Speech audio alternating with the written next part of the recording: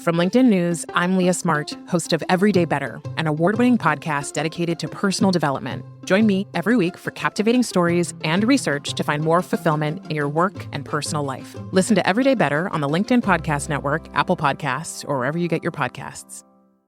Break language barriers instantly by translating up to 44 languages in real time with the HP AI PC, powered by the Intel Core Ultra processor. With the right tools, work doesn't have to feel like work. Learn more at hp.com/AI PC. Hey, I'm Kwame Christian, and you are about to step into the world of Negotiate Anything, the #1 negotiation podcast in the world, where we teach you how to make difficult conversations easier while getting more of what you want in the process. Each episode is packed with practical tips and strategies from the experts. We delve into negotiation, conflict resolution, and leadership skills that are crucial in both business and in life. Whether you're closing a deal, managing a team, or navigating personal relationships, Negotiate Anything provides you with the tools you need to succeed. Our conversations are real, relatable, and most importantly, rooted in practicality. So if you're ready to transform your conversations and elevate your negotiation skills, join me on Negotiate Anything. Subscribe and listen on Apple Podcasts, Spotify, or wherever you love to listen. Let's make every conversation a winning negotiation. Randy, thanks for joining us today. Yeah, thanks for having me. I'm a big fan of the podcast. Thank you, my friend. It's good to have you. We're excited for this one. So how would you get us started by telling us a little bit about yourself and what you do? Yeah, so I'm Randy Ford. I call myself a freelance writer, but also a storytelling strategist. I'm based in Chicago. My background is I was a reporter covering politics in Tennessee, where I'm originally from, and then fell backwards into working in politics and did that and ended up working for a member of Congress for 10 years, and then did some public affairs work still in DC. I came to Chicago and decided I wanted to start my own thing, and I wanted it to be focused around the storytelling skills that I had learned working in news, working in politics, working as a communication strategist. And so that's what I do now. I work with nonprofits and trade associations, small businesses, and even individuals who want to get their family and personal stories out on video or in print. That is fantastic. An impressive career. Kudos. You're a brave person actually going into politics. Well, my boss also retired at a time that was good for our sanity. So good. Yeah. That's great. So listeners, this is going to be the outline for our chat today. Number 1, we're going to talk about the storytelling triangle. Number 2, we're going to talk about storytelling for persuasion. So how can we use this in sales and negotiation and our difficult conversations? And then number 3, storytelling principles for better communication. So Randy, let's get us started with the storytelling triangle. What is that? Yeah, the storytelling triangle is kind of a concept that's common in storytelling, but it's really something that we kind of already internalize and do. But talking about it helps us think about it more. And the first thing I want to say is when we talk about storytelling, it's kind of almost become a buzzword that people say that this is something we should do, and we should. But the common thing is that people think that means adding an anecdote at the beginning of your speech. It can mean that. But there's so many other things that we can learn from centuries of storytelling being the most effective means of communication since before we had language. So the storytelling triangle, if you think about just a basic triangle, and at the very top point, that is you as the storyteller, the speaker, the negotiator, the messenger, anything you want to be, but we'll just say the storyteller. That bottom right corner is the story. That's your message. That's whatever it is that you have to say. Now, you have complete control over yourself as the storyteller, as the speaker, and you have pretty good control over your story. The third point on that triangle is the audience, and you have zero control over the audience and how they're going to react to you and how they're going to react to your story. So the whole idea of the storytelling triangle is to try to think of as much information as you know about that audience as possible to tailor and try to meet them as closely as you can if you want your story to resonate. This is really interesting because I've never thought about stories in this way. And so what is the practical value of using this type of framework for your stories? Yeah, the really, I was just listening to a great recent episode you had with Emily Aries from Bossed Up, where you all were talking about code switching. And it's really kind of a very similar concept in a way. We already, for better or worse, sometimes it's better, sometimes it's unfortunate, but we already often tailor what we're saying based on our audience, and it happens automatically. And we say, if I spilled this cup of coffee in my lap right now, if I were all by myself, I would say words that I would not say to you, knowing that I'm mic'd up, and just instinct tells me not to say that. And I would say different words if I were on the phone with my grandmother. So we already take our audience into account with anything we say. So the idea is, take that and step it up to build into our more formal and professional communications, as well as our personal communications. If you think about this, if you're having a fight with a partner and you take a second to realize that, oh, they're bringing their own perspective to this, to anything I say, I need to take that into account too. So those are the practical ways to kind of keep that triangle in your mind. Yeah, I think that's really important. And one of the things that I appreciate about this is the fact that we are separating ourselves from the audience, not in a way to create a boundary or anything like that, but just to really give a visual representation of the fact that we are different from our audience, and we are different from the story as well. Exactly. And we have to recognize that they have a fully formed story themselves that they're bringing to it. And personally, I think if we're not willing to listen to and respect that and try to learn from it, then I think we lose the right to tell our own story, whatever that is. So I think that's something that we, a lot of us don't think about often. Or certainly if you spend time on Twitter, you see a lot of people who don't think that way. Absolutely. And tell me if I'm taking this metaphor too far, because it's really interesting when you think about the fact, like you said, they have their own story. So is it fair to think about these interactions, since this is a conversation, a dialogue, not a monologue, that it's these two triangles in the conversation having an interaction? Yeah, exactly. If you think about, let's just go back to having a fight with a partner or a spouse for a second. If you think about it, you have the storytelling triangle where you're the messenger. You've got your story, which is your point of view over who left the dishes in the sink and why. And then you've got the audience, who's the person you're arguing with. They have their own triangle that is rotated and to where they are the storyteller, and they have a perspective on the dishes, and you're their audience. And so it's thinking about it not just for yourself, but that's the way everybody is approaching the world, is with themselves as the communicator. Absolutely. And this really does a great job of demonstrating one of the most challenging things for people to grasp in any type of communication is the fact that there's a difference between a story and the truth, right? Because sometimes we get so bought into our story that we don't understand the distinction between our story, our perspective, and what really happened. Exactly. And also, what needs to be self-edited, and what are the important things that we share about our story. You don't want the most important or meaningful things to get lost because we just tell everything about everything there is, and we're missing those real nuggets of truth that can have meaningful connection. Absolutely. And this is really getting deep. This is great.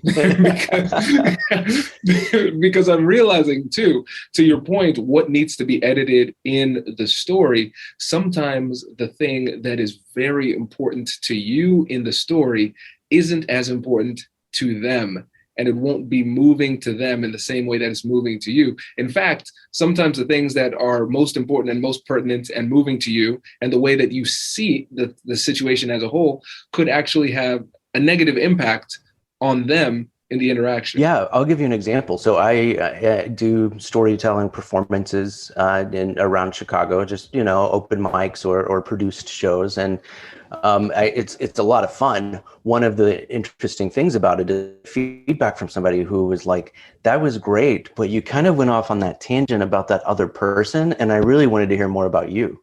And so that's always constructive feedback that for some reason I edited more of myself out of the story. And I'm so fortunate that there was an audience that connected and wanted to connect with me more as the storyteller and speaker. So, that's the other thing, is to make sure that we are maintaining and we're not letting ourselves down in terms of what we share from our story. Does that make sense? Again, it's getting very esoteric, I feel, but I know, but I'm loving it. And it's really interesting too, because now, especially when we consider the audience in this, we have to recognize that when we're communicating effectively, we need to think about this in a way where we are not centering ourselves. We need to focus more on the other person and then what they need too, because a lot of times we tell stories more so for ourselves as a therapeutic endeavor where we're sharing with somebody else because we have that human drive to be understood. Yeah. But if we're having these conversations for a strategic purpose, or even if we're just trying to get an important point across to somebody else, we have to recognize that sometimes what we want to say in the conversation isn't what the other person needs to hear in order to be persuaded. Yeah, absolutely. And even in, an even more practical application of that, I get to do some coaching alongside one of my business partners, our mutual friend who's been on the show as well, Mariana Swallow. And so we'll sometimes go into organizations and talk about more effective communications or more effective meetings so people can get on with their day. But even if you think about your audience reading an email, what is the perspective they're bringing to that? And are you making them do too much as the storyteller? Can you alter their experience knowing they don't have time to read a 600-word email before bed? If you're in a meeting, what is the experience that other people are bringing from that? It's 12 o'clock. You're set a meeting for their lunchtime, so you better make it quick. That's what you owe them, knowing the experience that they're bringing to it. Hello, my friends. Before we get back to today's episode, I want to ask you a question. Have you ever wondered how to elevate your team's negotiation game and how you can help the folks on your team have better, difficult conversations? At the American Negotiation Institute, we offer transformative keynotes and workshops tailored to empower professionals with top-tier negotiation and conflict resolution skills. Whether it's a keynote for your next event or hands-on training for your team, we've got you covered. Don't just negotiate. Master the art with the American Negotiation Institute. Click the link in the description to find out more. Elevate, negotiate, and succeed. Introducing the HP AI PC, your powerful AI assistant. Easily search through personal files, gain valuable insights, and make smarter, more informed business decisions. Unlock the future of work today with the HP AI PC, powered by the Intel Core Ultra processor. With the right tools, work doesn't have to feel like work. Learn more at hp.com/AIPC. I love this. This is great. This is really great. And I think this is a great opportunity for us to move on to point number 2, where we're talking about storytelling for persuasion. So what is it that we need to know when we're actually having these conversations for persuasive purposes? The funny thing, persuasion always is a funny thing to me, because my freshman year of college in my Public Speaking 101 course, there were several sections of the course, different professors, and at the end of the semester, you could qualify to be in this public speaking competition, and it was supposed to be a persuasive speech was the topic. I think 5 minutes or something. They disqualified me because they said that my speech was not persuasive, it was informative, and they were drawing a line between that. Luckily, my professor stepped in and said, okay, well, I teach that there's no difference, that if you are informing people in the right way, you are making the case to persuade without doing the arm twisting. So they let me back in. I ended up winning $50 for third place, but that lesson stuck in my mind more than anything else he taught me. Plus, I appreciated that he was willing to stand up for me. But so in shaping our stories and talking about ourselves and talking about the truth, that's the most powerful way to be persuasive, especially when you, if we go back to the triangle, think about that audience and what kind of information you need to give that is going to persuade them. Does that make sense? Absolutely. And this is really interesting. So let's talk about that distinction, because so apparently from this story, we know that there are two schools of thought on it. Some people want a more overt persuasion, and some people want information being shared and maybe hoping that persuasion happens organically. Let's get deeper into that. Yeah, there's I know you and I both have a lot of experience in the policy world, so we can talk about it from that perspective too. One thing that I help organizations do is advance their advocacy goals with decision makers, with legislators, and so on. And there's a trend toward storytelling where you say, if you need a vote from this member of Congress, they need to meet a constituent who is impacted by this issue, which is true. But also there's going to be people on the other side who can introduce those stories too. So there's that. There's also the option of giving a 50-page white paper that no one is going to read. So it's really about blending these and showing the information and the faces. And so that this is not just a budget line item. This is actually about these kids who are at this daycare center. And I don't know, I'm making this up, but it is something that actually impacts people. And here are the results that come from that. So that's the information, and you meet the people. And if that's not persuasive enough to high five that little kid who's in this daycare because of this one budget line item that you wanted to cut, then some November will roll around where somebody remembers that. So, right. This is really interesting, Randy, because now I'm getting a better picture of the position of storytelling for persuasion. Because really, when it comes to storytelling, I think about it in terms of I call it the Trojan horse theory of persuasion. So you think about the Trojan horse story from back in the day. You bring the horse as a gift. They said it gets beyond those gates that were impenetrable, and then the soldiers come out at night and win the war. I will not give details because it's graphic. That's not what we're doing in these conversations. It's not war, but it's a great metaphor. And so with these stories, what's happening is that we're lowering people's defenses. You can't help but listen to a story. We're wired for story. And so the story goes in and they absorb it and they get the message, and you get the message inside of them with less resistance. Yeah, absolutely. It's the old adage, walk a mile in another person's shoes. If you're having a transparent negotiation or conversation, to be able to say, okay, great, let's look at this from my perspective. Let me tell you what is going on with me. Let me tell you what I am all about in this situation. And that very transparent way of just bringing it out and saying, okay, well, this is who I am, and this is how I'm approaching this. Whether it's, some kind of big merger or, again, back to the dirty dishes, it's the same. It's just saying, okay, I'm going to tell you what I'm feeling, what I'm thinking, who I am, and we'll go from there. Absolutely. And I want the same from you. I expect you to be transparent back with me, and in that same way, if we're going to do this on the up and up. Absolutely. So it's a great tool for mutual understanding, right? And I think what's great is that you can pair storytelling with other persuasive techniques that come at a different point in a conversation, and it makes it easier. And so using this in tandem with some of the other negotiation and persuasion techniques that we talk about in this show is a really powerful way to convey a message persuasively. Yeah, absolutely. Absolutely. That's fantastic. Well, let's transition into the third point, and I think we could spend a good amount of time here.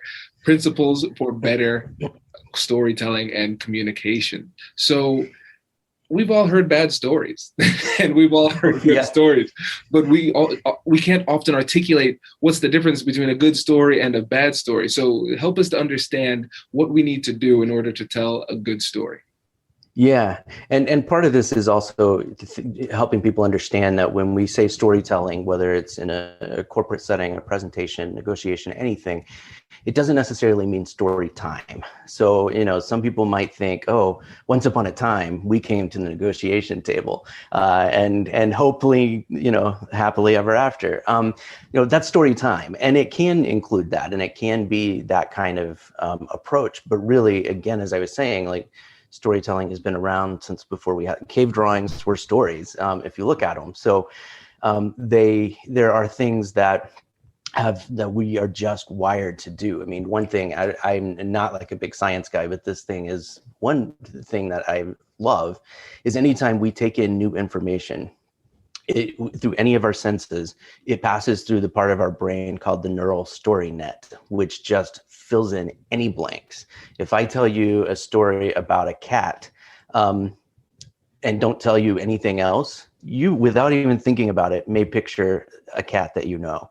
And so that's another reason to be aware of your audience and what they're bringing into this, because any information you don't tell them, they are going to fill in.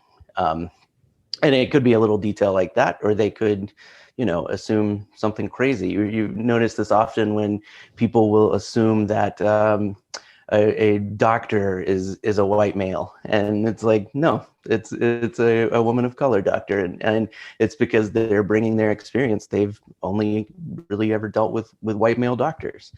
So we all do that in filling in the blanks from the perspective that we're bringing based on our lived experiences and what we understand about the world. So, knowing that anything is filtered into those perspectives or filtered through those perspectives is an important part of understanding who you're communicating with or who you're communicating against.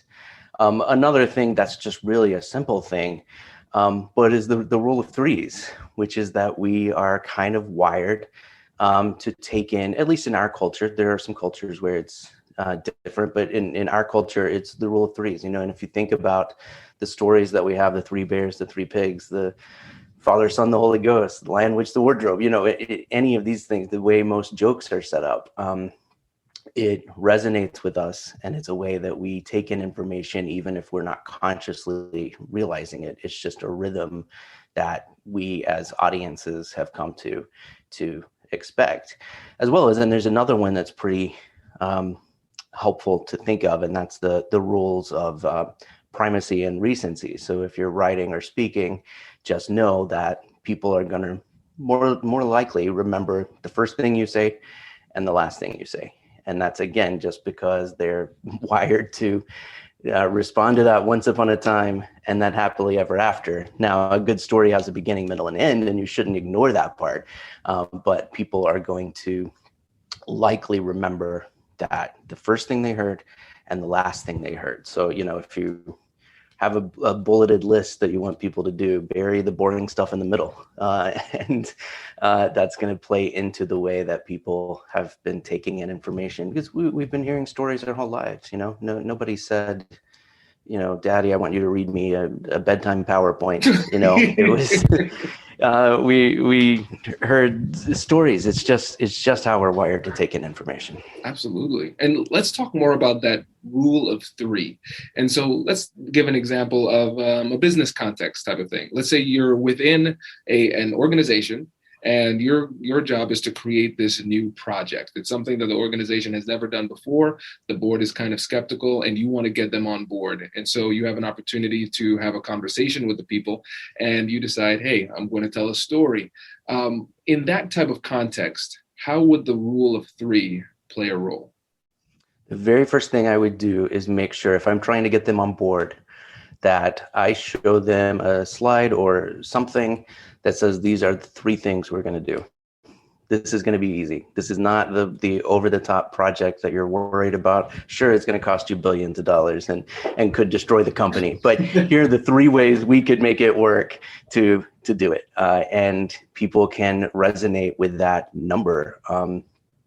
Some lists are 5, that's fine. But if you get it down to just 3 things that we are going to do to make this happen, that is a manageable thing that people know and kind of have come to expect. I think that's great. And it's tough because I think there's a lot of allure to complexity, because sometimes, especially when you come from the world of the ivory tower, you graduate from school, you have all these very theory heavy professors. Oftentimes, sometimes you buy into the belief that the more complicated it is, the more intelligent you look, and getting people to adopt simplicity is really tough.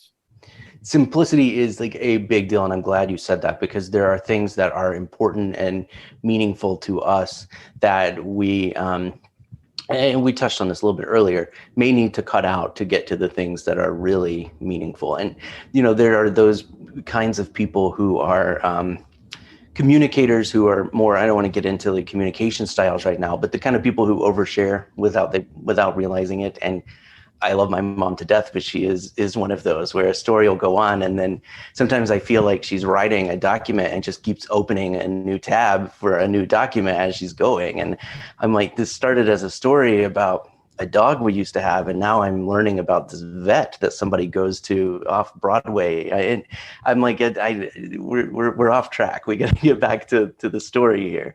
So that is a very big part of it, and some things to like listen for if you're do a lot of public speaking, for example, is if you find yourself saying, long story short, you probably already went long. You probably need to rethink how you talk about it, or the long and the short of it is another term that people do, and so just scaling that back, thinking about what I need to share and what I can come back to later. The other thing is, there's usually always an opportunity to share more of your story. This is not the only time you're ever going to speak. And maybe you're in a situation where there's a question and answer time, and you'll get to address anything that wasn't those core 3 things that you decided you needed to get across. Absolutely. I think that's really an important part of it, because the conversation doesn't end with your story. Yeah. Let's hope not, So that's not a good sign. Exactly. Yeah. And you can start to put in more details after the fact, just like you said, you can expand on it, but you want to use the story as an opportunity to capture the core of the message. And I think one of the things that's tough is that people want to feel organic with the way that they tell their stories.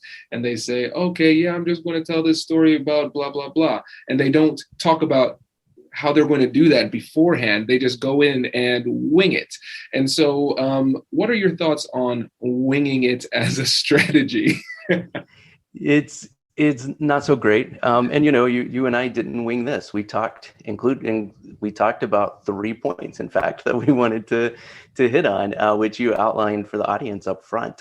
Again, going back to my colleague, Mariana Swallow, she tells people, if you're going into a meeting or you're giving a speech and you don't have time to prepare, at the very least, pull out an index card and write down the 3 points that you want to have made by the end of it. And at the very least, that will help you.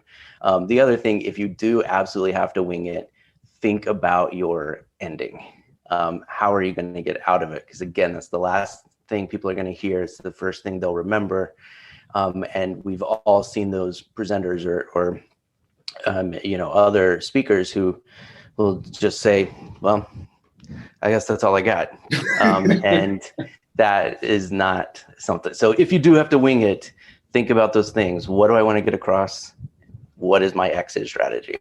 That's big. And another thing that I've seen often, and this is communication in general, but I think it applies to story too, is that people signal the end of their thoughts, and at the same time, I believe, a lack of confidence, or it can be interpreted as a lack of confidence, by slowly decreasing the volume of what it is that they're saying. And then it's almost like somebody accidentally pressed the mute button, and all of this, I guess they're done now. That's it. Yeah, right. No, you're right. And you're right. And that comes across, whether it is a lack of confidence or not, it can come across that way. And there are certain vocal inflections that we, very intelligent people may do that make them come across as being in confidence or not having confidence or not being transparent sometimes. Yeah. And so one of the simple rules that I try to follow when I'm doing interviews is always end on a strong point. Always end on a strong point. I don't want it to end with a whimper. To use a gymnastics term, we want to always stick the landing. Yeah, exactly. Yeah. This is fantastic, Randy. I really appreciate this. Before you go, can you let the listeners know again about the work that you're doing and how they can get in touch with you? Sure. Yeah. So go to firststorystrategies.com. That's my website, of course, and you can see all about me there. So I work with nonprofits. I work with small businesses who are looking to talk about what they do. So I do some ghostwriting if people need blogs. I love helping them tell their stories that way. We do some video production work to do kind of mini documentary storytelling. And I work with a lot of families and individuals who want to get their stories down, which especially after this past year and a half, it is just a huge opportunity that I hope people are not missing. Wait. Now, before you sign off, I have something to tell you that I've never told you before. Just kidding. I've told you before, but you should listen to it again. I want you to know about Negotiate Anything Premium. Imagine all of the things that you love about our traditional feed, plus so much more. I know you like our traditional feed because you're at the end of the episode. And with Negotiate Anything Premium, you'll get more bonus content you've been asking for, more of the expert insights that you can't get anywhere else, and more exclusive behind-the-scenes access into every conversation. Are you ready to get more of what you want out of your life, career, and every conversation? With Negotiate Anything Premium, you'll have access to more high-level, custom-designed content and insights, giving you the tools you need to negotiate higher salaries, better deals, and better relationships in your life and career. Once I had a listener share that Negotiate Anything helped her to negotiate a $53,000 raise. Could this be you? What would that mean for your life? I've seen firsthand the impact this model has had on my life and the lives of my corporate clients, and I am confident that it can do the same for you. Are you ready to negotiate more of the best things in life? Click the link in the show notes to learn more. I'll catch you later.